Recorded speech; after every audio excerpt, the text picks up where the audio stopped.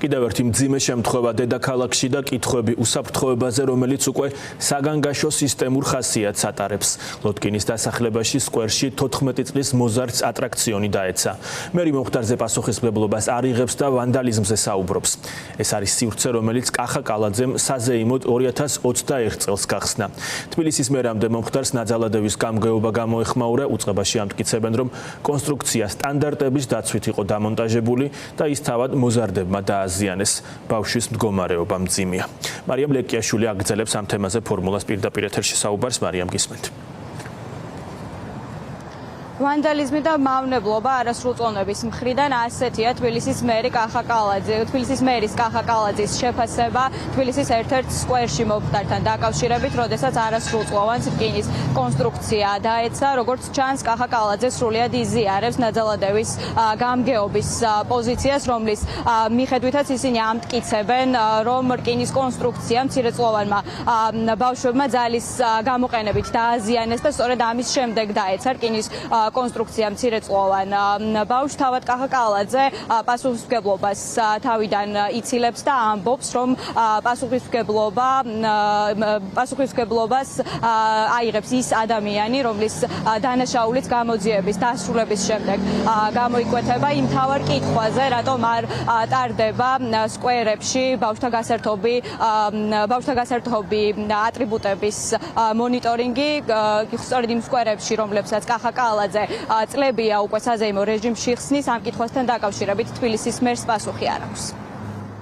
ვანდალიზმი სერიოზული გამოწვევაა. ჩვენ არაერთხელ გვისაუბრია ამ ფაქტებთან დაკავშირებით. ესე იგი, დღე არ გავა, რომ არ მოხდეს ამ ტიპის ფაქტები, რაც ძალიან სამწუხაროა, ძალიან ცუდია. მე არ მოვერიდები და პირდაპირ ვიტყვი, რომ ეს არის მავნებლობა. აკონტროლებენ თუ არა სკვერებს, ეს არის შეკითხვა. ამ ეტაპზე ახლა ვის დაეკისრება, მაშინ პასუხისმგებლობა და ვის უნდა ეკისრებოდეს პასუხისმგებლობა იმ 14 წლის ბავშვს? ეკეთება ვისი ბრალეულობაც გამოიკვეთება და ეკისრება პასუხისმგებლობა.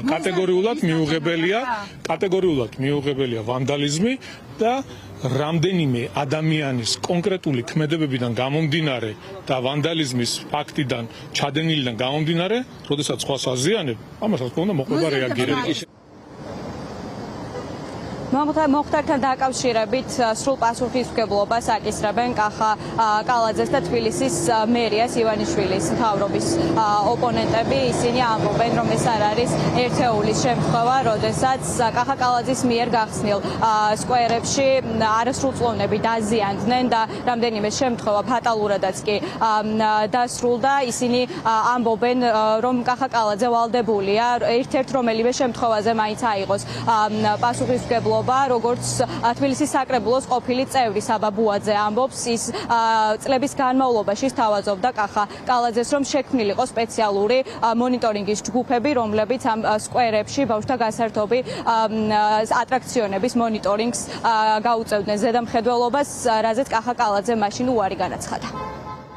ჯერ კიდევ წლების წინ, როდესაც ვაკის პარკში საშინელი ტრაგედია მოხდა, ჩვენ საკრებულოში ვთავაზობდით თბილისის მერიას, რომ მომხდარიყო საჯარო სივრცეების სრული აუდიტი უსაფრთხოების კუთხით და სისტემური შემოწმება, თუმცა რასაკვირველია, ჩვენ ამ შეთავაზებაზე მივიღეთ უარი და ამით ქართულმა ოცნებამ კიდევ ერთხელ აჩვენა, რომ მათი პრიორიტეტი არ არის აი ამ ტრაგედიების მინიმუმამდე დაყვანა და ასევე აჩვენა სრული უპასუხისმგებლობა კახა კალაძის, რომელიც ყველა ფეხის ნაბიჯზე, ყველა გაფუჭებულ საქმეზე პასუხისმგებლობას აკისრებს სხვებს, ხან უბედური შემთხვევის მსხვერპლს, ხან კომპანიას, რომელიც ახორციელებდა სამუშაოებს, მაგრამ არასდროს არ გზნობს საკუთარ პოლიტიკურ პასუხისმგებლობას. ეს არ არის შემთხვევითი ერთი კონკრეტული кейსი.